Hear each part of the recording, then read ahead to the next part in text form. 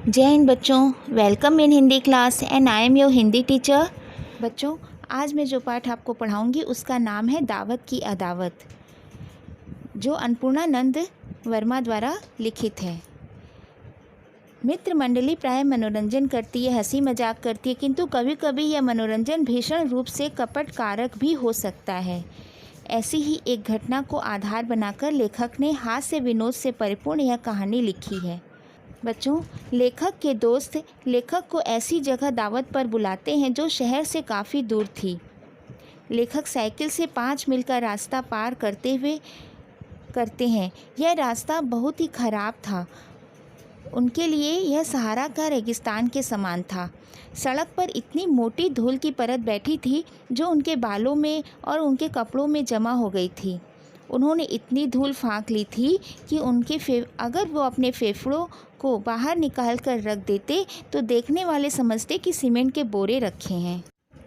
बच्चों, लेखक साइकिल से चलते जा रहे थे और उनके मन में तरह तरह के ख्याली पुलाव भी पक रहे थे कि वो जहाँ अपने मित्रों के पास जा रहे हैं वहाँ पर उनके मित्रों ने रसोई तैयार कर ली होगी और सब मेरा ही इंतज़ार कर रहे होंगे। पता नहीं बाटियाँ भी इन लोगों ने घी में तर कर के रखी होंगी या नहीं। ये सब सोच ही रहे थे और साइकिल चला रहे थे। जैसे तैसे वह करीब 12 बजे उस बाग में पहुँचे जहाँ पर उनके मित्रों ने उन्हें बुलाया था। वहाँ पहुँचते ही उन्होंने देखा वहाँ दूर दूर तक कोई भी मित्र उन्हें दिखाई नहीं दे रहा था। तभी दूर एक माली कुछ काम करता हुआ दिखाई पड़ा। लेखक उसके पास जाकर पूछने लगे, क्यों भाई, आज सुबह शहर से कुछ लोग यहाँ सैर के लिए आए थे? माली ने तुरंत उत्तर दिया, नहीं तो। फिर लेखक ने बारी बारी से सभी मित्रों के नाम व उनका रूप रंग बताते हुए पूछा कि क्या मुरारी नाम का कोई आया था, मुरली नाम का कोई आया था, इस तरह से, और माधव जो लंबा कद, चपटी नाक, घूरे पर पड़े जूते सा मुँह, इस तरह का कोई आदमी आया था। तभी माली को बहुत तेज झुंझलाहट होने लगी। वो बोलता है, नाही साहब, माधव नाम का कोई नहीं आवा रहा, और मुन्नू, महंगी, मंगरू, मेवा, मोहन, मुनेसर नाम का भी कोई नहीं आवा रहा। लेखक अपना सर पकड़कर वहीं बैठ गए। वह फिर बेवकूफ़ बन गए। इसी एक साल में तीसरी बार। बच्चों, पहली बार गंगा में नाव पर इन बदमाशों ने लेखक को दावत के लिए बुलाया था। बदमाशों यानी बच्चों उनके मित्रों ने ही उन्हें दावत पर बुलाया था और भांग पिलाकर सोता हुआ छोड़कर भाग गए थे। दूसरी बार खुद सब खा पीकर मुरारी के मकान पर आए थे और लेखक को दावत के नाम पर वहीं रोके रखा।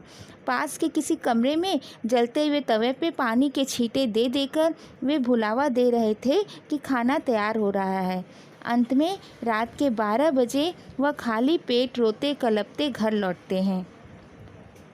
और आज यह तीसरी बार। गर्मी का दिन, दोपहर का समय, शहर से कोसों दूर और ऐसी खराब सड़क।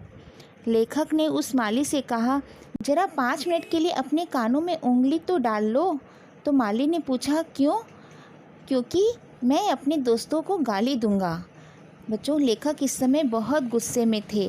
फिर वह रोते झींकते उसी पक्की सड़क से अपने घर के लिए लौटते हैं। धूल, इतना धूल कि चारों ओर, वो धूल में ऐसा लग रहा था वह आँखों से कम आँखों में ही अधिक देख रहे थे। 3:30 बजे के करीब वह शहर पहुँचे। वह थकावट और भूख से मुर्दा हो रहे थे, पर इस समय उन्हें सिर्फ एक धुन थी, मुरारी को पकड़कर पीटने की।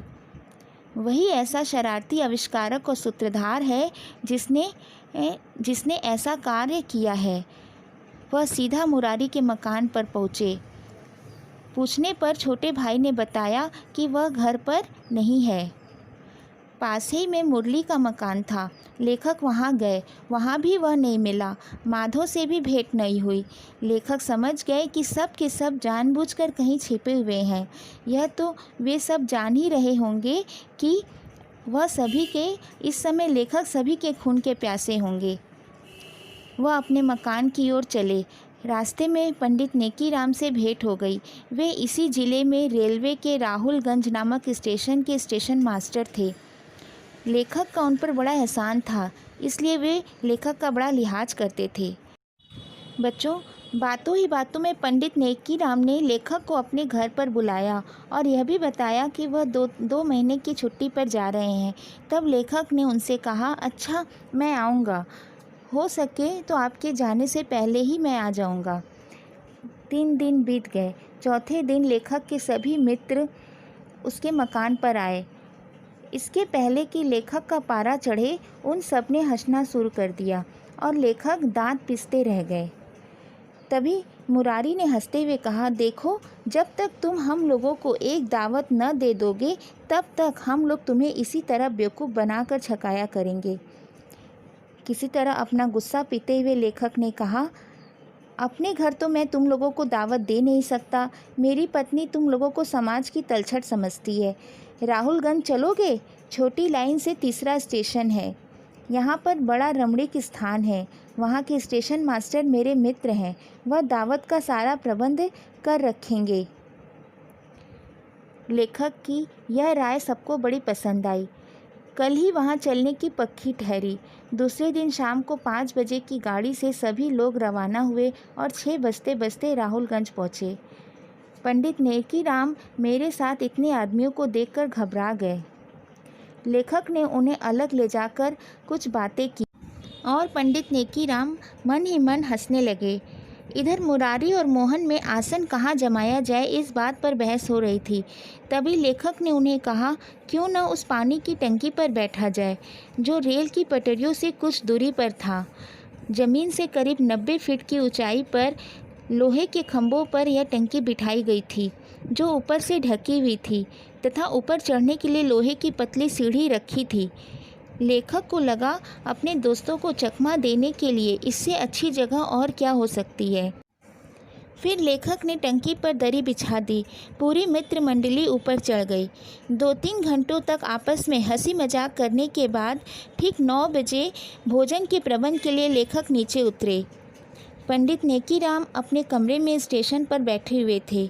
लेखक ने जाकर कहा, पंडित जी, अब कोई आदमी दीजिए जो सीढ़ी गिराने में मेरी मदद करे, लेकिन पहले एक घड़ा पानी पीने को ऊपर रखवा दीजिए, गर्मी का दिन है। पंडित जी के नौकर जिस समय पानी का घड़ा लेकर टंकी पर चढ़ा, उस समय दोस्तों ने समझा कि अब खाना भी आता होगा, लेकिन नौकर ने उतरकर लेखक की मदद से लोहे की सीढ़ी खिसका दी। लेखक नीचे बैठकर तमाशा देखने लगे। आधे घंटे प्रतीक्षा करने के बाद जब भोजन पहुंचने में देर होने लगी, तब दोस्तों ने नीचे झुककर देखा तो सीढ़ी जमीन पर गिरी हुई दिखाई पड़ी। अंधेरा होने के कारण लेखक अपने मित्रों का चेहरा नहीं देख पा रहे थे, लेकिन शोर काफ़ी सुनाई पड़ रहा था। लेखक ने नीचे से पूछा, क्या है मुरारी, क्यों शोर कर रहे हो? तब मुरारी ने कहा, अजी, यहाँ की सीढ़ी कैसे गिर गई? तब लेखक बोलते हैं, तुम जानो, मैं क्या जानूं? नीचे उतरने की ज़रूरत क्या है? अब सवेरे ही नीचे उतरना, बड़े भाग्य से ऐसा उच्च स्थान प्राप्त होता है। तभी पंडित नेकीराम के नौकर ने खाने का थाली लेखक के लिए ले आया और लेखक वहीं बाहर ही बैठकर भोजन करने लगे। तभी ऊपर से फिर आवाज़ आई, अजी, हम क्या खाएंगे? तब लेखक ने कहा, क्या बताऊं, बड़ा अफसोस है, इसी अफसोस में आज कुछ ज़्यादा खा रहा हूं। लेखक भोजन करते करते अपने मित्रों को यह कहकर चिढ़ा रहे थे कि यह कचौड़ी बड़ी लाजवाब बनी है, कहो तो मैं एक टुकड़ा तुम लोगों को देखने के लिए ऊपर फेंकूं।